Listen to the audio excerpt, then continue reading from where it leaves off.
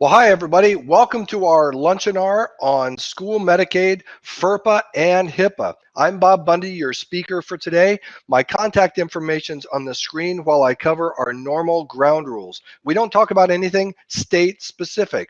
We all know that every state has different rules on school Medicaid.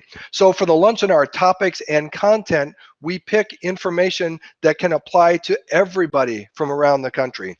This school year, we are recording the Lunchinars. You can go out to our website, go to the resources tab. You'll find a list of all of the Lunchinars for this school year and listen to it as many times as you want. Now, a little bit about our Lunchinars. We try and give at least one school Medicaid Lunchinar every month.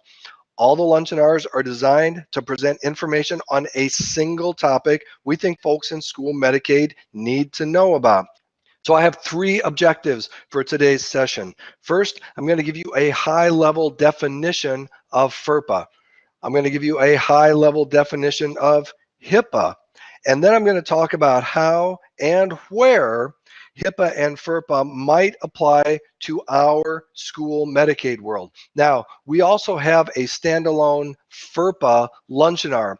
But since we rotate the Lunchinars, we have tons of topics. I'm not sure if it will come back up this school year or not. It may, but that's where we really dive into the details of FERPA. Today, just going to kind of define it enough so that we can contrast it with HIPAA and understand how they apply to school Medicaid.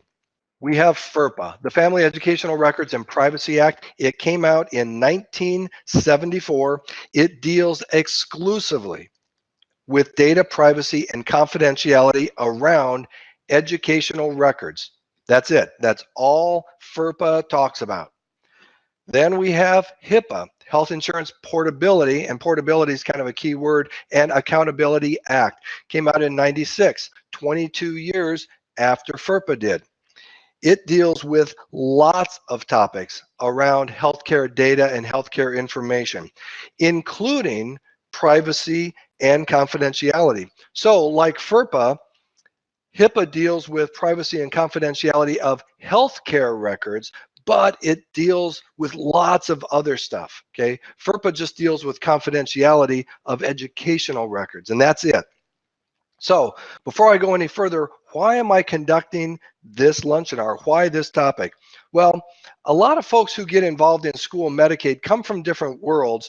And so when they hear HIPAA and they hear FERPA, and they both know that those have to do something with confidentiality, sometimes there's confusion. And it makes sense. You know, we're talking about medical services that are delivered in an educational setting. And if you happen to know a little bit about HIPAA, you might think that that applies. Obviously, if you come from the school world and you know about FERPA, you might think that applies to data confidentiality, and people get confused. Matter of fact, it's not unusual. It happened about a month ago. I'm having a conversation with somebody, and they start talking about something with school Medicaid and HIPAA completely wrong. And again, I get it. If you're new to the school Medicaid world, it's kind of natural to not know where these guys overlap or if they overlap. But once you've been in school Medicaid for a while, and especially if it's a key portion of your job, whether you're in a school district or a billing company, for example, you really need to know very clearly the difference between the two of them. So that's why I'm doing the Lunchinar on this topic this month. All right, so I'm going to start with HIPAA. Remember, I said HIPAA covers a lot of things related to healthcare data. I'm going to talk about two of them today. First one is the formatting of data for electronic transmissions, and then I'll talk about the privacy and the confidentiality of healthcare data. So first, let me talk about the data formatting. When you send or you receive healthcare information electronically, you must use HIPAA-defined formats. Okay. Remember, HIPAA was all about streamlining health data transfer. That's why the word portability is in the title of the act. And think back before HIPAA, 1996, before we had HIPAA, we had tons of software companies, we had tons of insurance companies, lots of hospitals and medical centers and all that kind of stuff out there with no defined necessarily standards of how data went back and forth. So you're a hospital, and all of a sudden you have to start dealing with a brand new insurance company, and you need to check eligibility or send claims, but they have a different claim file than anybody else. So you have to format your information and get it to them completely differently than the other 500 insurance companies that you deal with. Anyway, here comes the federal government. They say, we're going to stop this. We need to standardize on these transactions. So if you're sending claims, they're going to look like this, regardless of whether you're sending to an insurance company or your Medicare or Medicaid agency. They're going to look like this.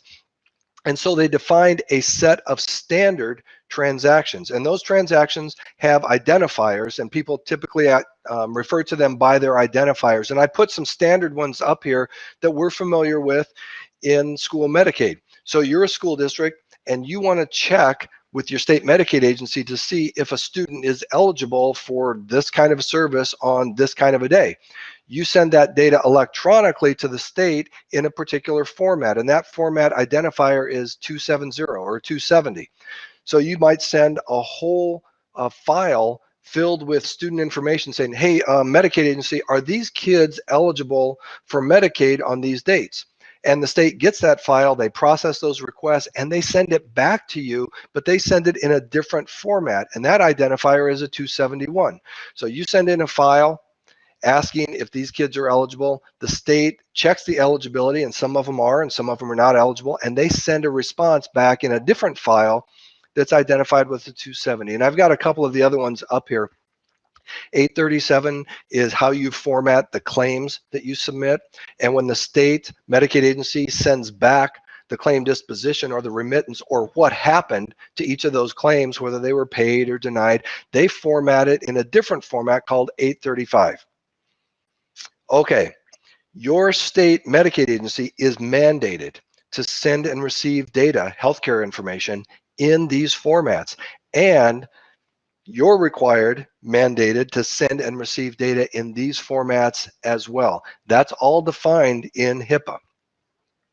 Now, let me move to the privacy rule. The privacy rule is a portion of HIPAA that defines what information, what healthcare information is confidential and how it's treated. And the term used in HIPAA is protected health information, or PHI. The privacy rule determines what data is PHI. If you ever walk through an insurance company, or you walk through especially like a software company or a billing company, you'll hear PHI left and right. I used to work for a software company that wrote billing software, and if we didn't talk about PHI 10 times a day, it was a really slow day. So the privacy rule of HIPAA defines what data is confidential. It talks about when it can be disclosed, when it cannot be disclosed, when you need patient permission to disclose it, when you don't need patient permission to disclose it. HIPAA goes even further, and it says if you are an agency and you've got control of PHI, protected health information, and it's disclosed in error, either you make a mistake and you accidentally disclose it, or you make a mistake and you intentionally disclose it, but you shouldn't have. HIPAA says you've got to do all these things. Here's the process. You need to notify these people. You need to write this report. You need to do this. You need to do this. You need to do this. HIPAA defines all that stuff. And if that weren't enough, it goes even further. It says in HIPAA, it says if you think you might have had a disclosure that you shouldn't have, not that you have proof of a disclosure, you just think it's possible you could have disclosed information, here's a process you have to follow, including, in some cases, contacting the patients whose data may have been disclosed. So the privacy rule and HIPAA goes into a lot of information about data confidentiality of healthcare data. And that's really that part of HIPAA. Now, the privacy rule applies to health plans. Is a school district a health plan? No, they're not. It applies to clearinghouses. Is a school district a clearinghouse? No, they are not. The privacy rule applies to healthcare providers who transmit health information in HIPAA-defined transactions. Is a school district one of those? Well, yes, they are, because you are required to transmit in those standard transactions we talked about just a minute ago. And if the privacy rule applies to you as an organization, you are called a covered entity, and that will be the last real term that I'm going to use today. Okay, so if you're a covered entity, the privacy rule applies to you as far as data confidentiality. So I'm a school district. I have the responsibility of transmitting health information in these HIPAA defined transactions. So I'm a covered entity. So the privacy rule must apply to me as far as data confidentiality, right? Well, the answer is no, it doesn't. And here's why. Now, remember, I said that the privacy rule was written in 2000. But FERPA became effective in 1974, 26 years before. And when the authors of the privacy rule of HIPAA wrote it, they recognized there might be other regulations out there governing confidentiality of information that either could conflict with HIPAA or could apply multiple requirements on that data. And so they created exceptions. And in the privacy rule of HIPAA, there is an exception that basically says the privacy rule does not apply to data confidentiality for data that is covered by FERPA. And I've got the legal section there if anybody's really interested in seeing it. But it basically says if FERPA confidentiality covers this data, the HIPAA privacy rule does not apply. So that gives us the question.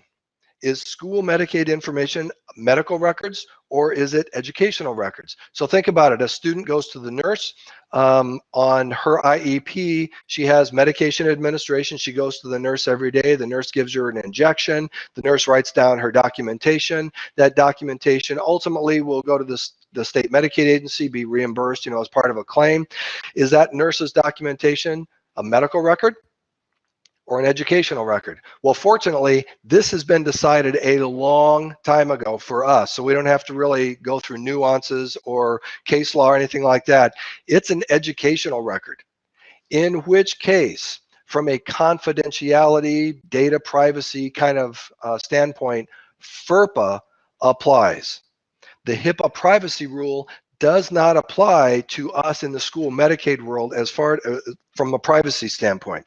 So when you're thinking about data confidentiality, think about FERPA. And again, I'm not going to go through a great deal of FERPA like I would in a normal Lunchinar devoted to FERPA, but as far as educational records, FERPA deals with confidentiality and privacy, when you can release information, when you can't, when you need consent, when you don't need consent, and what all the exceptions are. All righty. So when you think about school Medicaid, HIPAA and FERPA, here's how you need to think about it. HIPAA applies only as the data formatting. When you're going to send claim records to the state Medicaid agency, you have to use the HIPAA standard formats. FERPA applies from a data confidentiality and a data privacy angle. Now, we are very fortunate in the school Medicaid world that we have already specific guidance on this, although I have to say, I'm surprised at how many people who've been involved in school Medicaid a long time either don't know about this guidance or they haven't taken time to read it. So in 2008, the U.S. Departments of Education and Health and Human Services got together and they created a joint guidance document, and it's available for anybody to read. It's actually not a bad read at all. It deals, of course, with a very legalistic topic, and it does cite regulations in there, but they do it in English. They give you examples, and I don't remember exactly how long it is. It's less than 20 pages, I know that, but it's an easy read. And I always recommend that anybody who's really involved in school Medicaid clearly understand this, especially at the administrative level. So Medicaid coordinators, special ed directors, superintendents, assistant superintendents, and definitely anybody at a billing company that works with school districts and school Medicaid. They need to be crystal clear on this kind of stuff, okay? Now, you can either find that on the Health and Human Services webpage, you can find it on the Department of Education webpage, you can find it on our webpage. If you're interested in getting a copy and reading through it, and like I said, it's not a bad read, maybe while you're having your other cup of cappuccino later, go out to our website, go to the Resources tab, you can scroll down a little ways until you see the word Other. And right in there, it says School Medicaid, FERPA, and HIPAA. As I mentioned before, this is where you would go to look at the videos. You can see the link to the videos down below on our website. So you don't have to have an account. You don't have to pay for anything. You don't have to log in. It's just right there. You can go grab it.